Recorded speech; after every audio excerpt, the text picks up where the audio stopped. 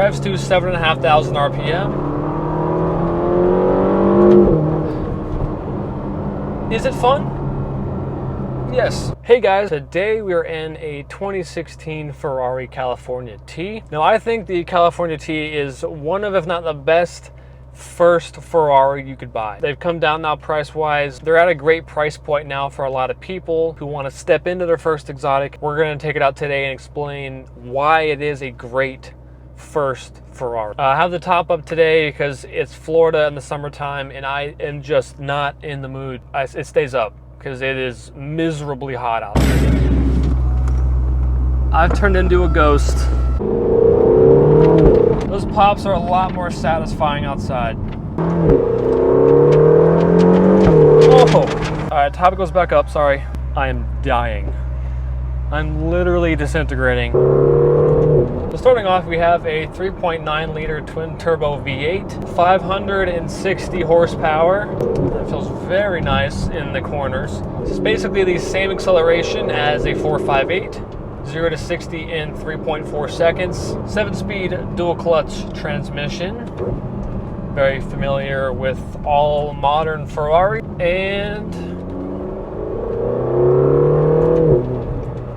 a nice noise. So let's talk about why the California T is a great first Ferrari. If you're looking to get into your first exotic, just in general, doesn't have to be a Ferrari specifically, but just an exotic. The California T is a fantastic choice as they have come down now price-wise, mid $100,000 range, depending on the spec, the miles, etc. This one being a 2016, it's 13,000 miles, very nicely optioned spec, asking $141,995. So from the first gen California to the T, of course, the biggest upgrade was the engine and the powertrain itself. So the California T, if you still somehow don't know, T stands for turbocharged. Power goes up from 483 to 560, which is a pretty massive jump. So it is noticeably faster than the first gen California, a lot more torque. And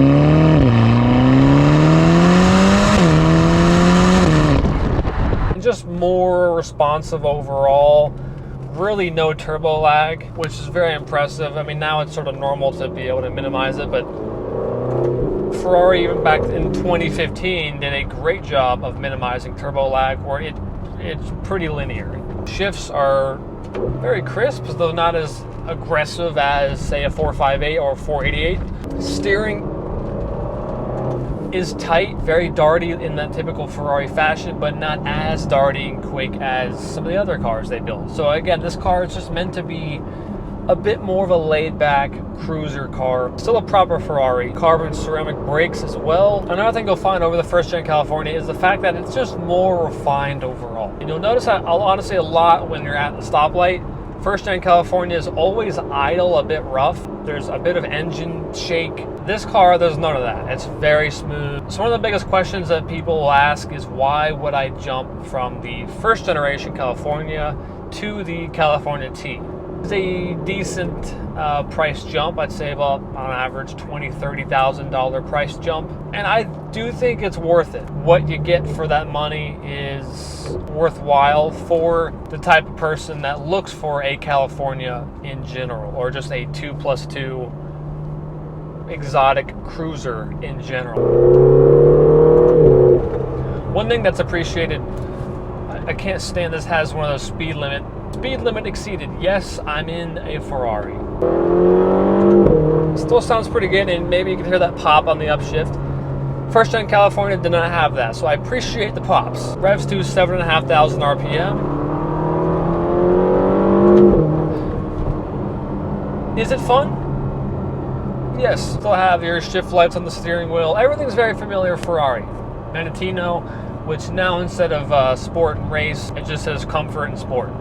Right, default is sport. If you want to go into comfort, you can do that, and it'll soften everything up a little bit, make it even more of a GT car. It is a nice place to be. It's very spacious. Honestly, rides really well. Of course, being a California, I can just slap it into automatic, comfort.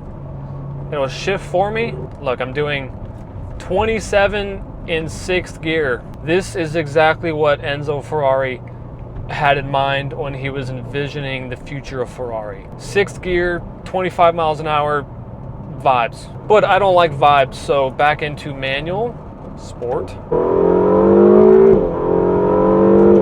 I mean, it is plenty quick. You know, if you still want it to be a sports car, it can be. But I do think for a first exotic, or just a first Ferrari, if you want more of that laid-back experience, I mean, the Cali T is first gen California is also a great choice. I just, if you can do the extra 20-30 grand, get the T. Testing the bumps.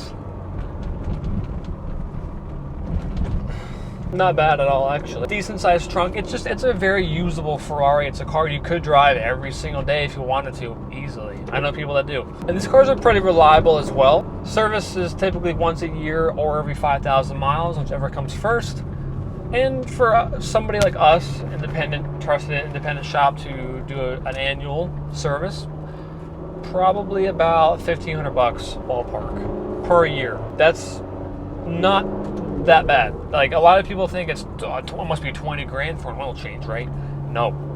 Tons of headroom in here. Visibility is fantastic as well. Honestly, out the back is not too bad either. Of course, I have the top up, as I said, so I can't have the top down now, otherwise I will be fried. The steering is very tight, but it's not as twitchy as some of the other mid-engine cars, or honestly more like the 812 and F12. It's not like that. I mean, what else do you buy at this price point for 140 grand? If you want like a more of a GT cruiser type of Ferrari, I mean, I guess an Aston Martin DB11 Volante, I suppose. Definitely very, very stylish car.